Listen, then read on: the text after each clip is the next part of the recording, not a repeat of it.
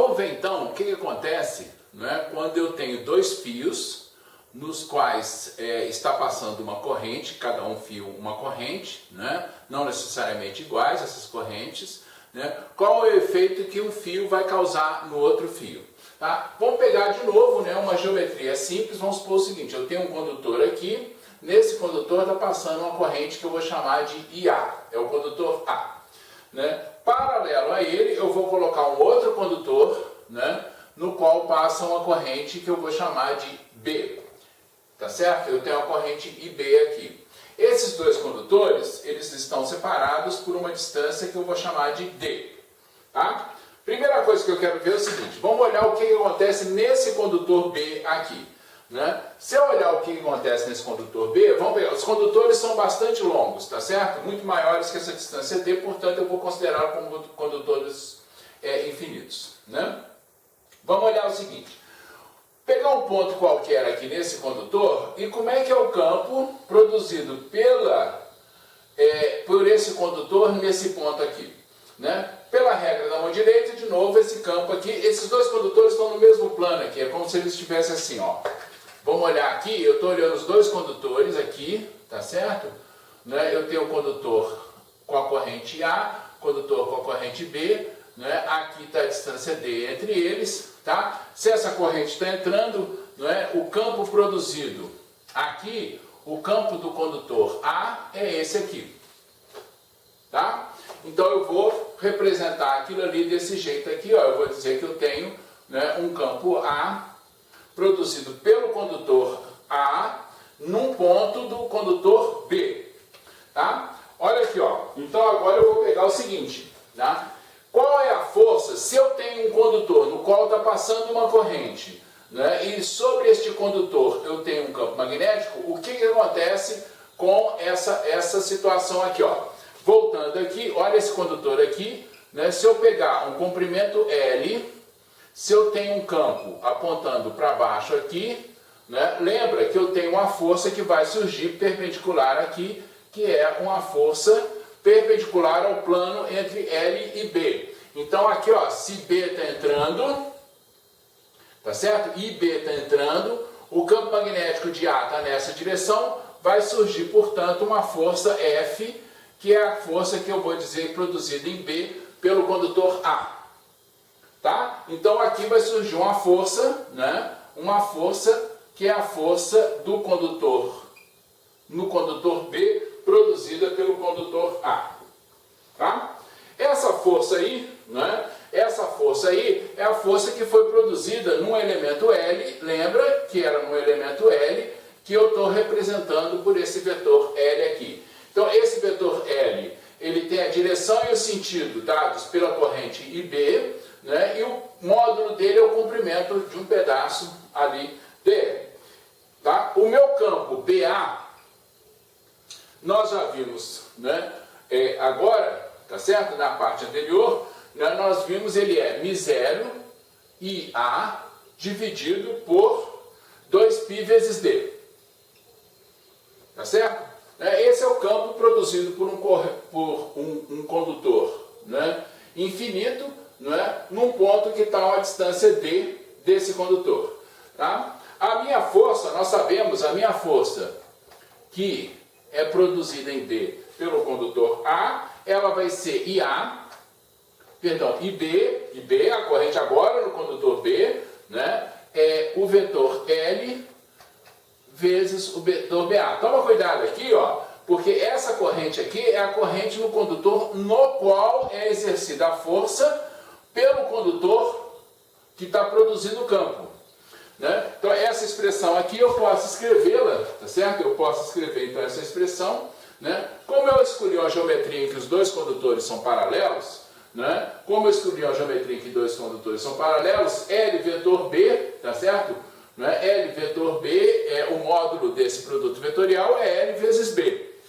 Então eu posso dizer que o módulo daquela força BA vai ser dado por μ0, vamos lá, μ0, né, IA sobre 2π vezes D, que é a distância que está ali, né, vezes IB, vezes aquele comprimento L.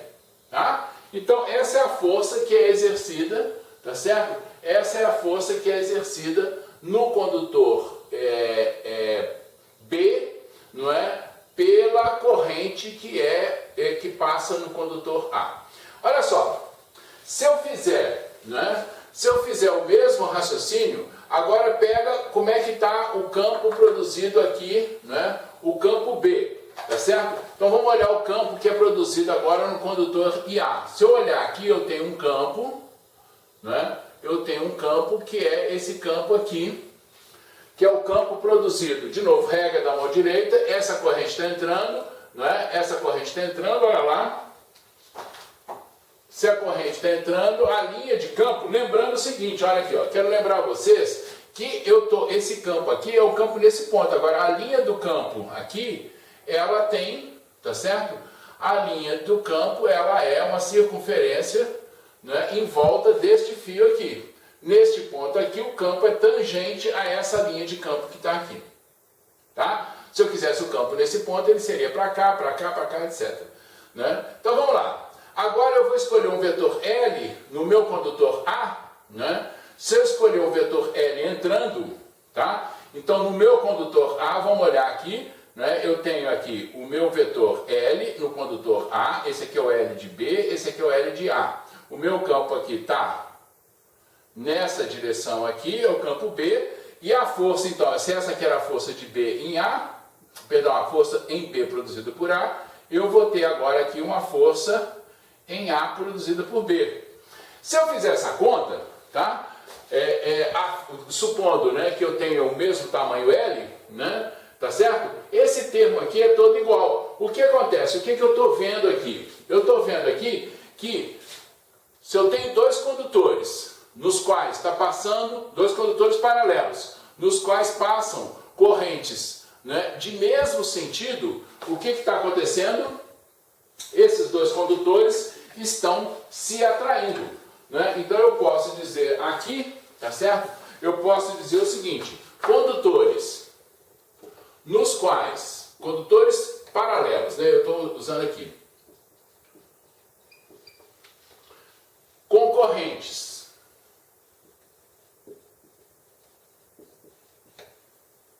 no mesmo sentido, eles se atraem. Correntes em sentidos contrários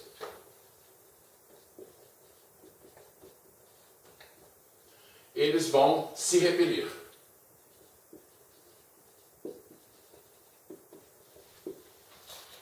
Tá certo? Né? Isso é fácil de ver. Se eu botar a corrente no sentido contrário, olha aqui, ó. Se eu fizer uma corrente agora, pega dois condutores, de novo.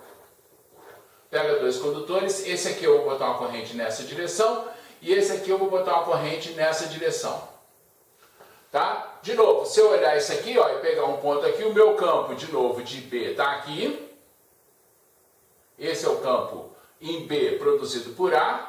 Né? Eu vou pegar um elemento L agora, aqui, um vetor L aqui, tá? O que acontece com o produto L vezes B vai me dar uma força nessa direção aqui, tá? Então, se eu olhar essa situação, né, esse exercício é bom aqui, que você pode ver tudo quanto é regra de mão direita que está formada aqui, né? Então, o meu produto vetorial de L vezes B, lembra o seguinte, né? Produto vetorial, tá certo? Você não pode mudar a ordem dos fatores, não, tá? Aqui é L vetor B, porque B vetor L dá outro resultado, tá certo? O resultado dá em sentido inverso, né? Então é importante manter a ordem dos vetores aqui, é importante entender essa ordem para realizar o produto vetorial, tá? Eu escolhi uma geometria muito simples, de novo, né? Uma geometria em que todos os vetores são perpendiculares, isso facilita, né, bastante, né, o cálculo do problema. Tá? Tem um exercício que é bastante interessante, que é um fio todo enrolado, né? Tem esse exercício no livro, eu chamo sua atenção para ele. Um fio todo enrolado, eu passo uma corrente. O que vai acontecer? Então você pega um fio todo enroscado, tá? Eu tenho um fio todo enroscado, né? E aí eu passo uma corrente nesse fio, tá certo? O que vai acontecer? Esse fio vai encolher ou esse fio vai espichar?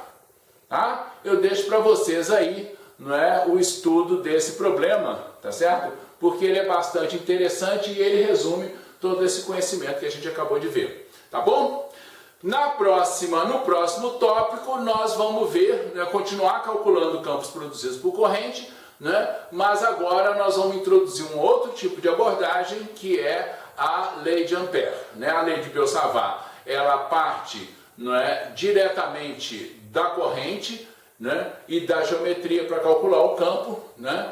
A lei de Ampère vai se utilizar de algumas propriedades de simetria, principalmente, né, para poder fazer o cálculo do campo, tá bom?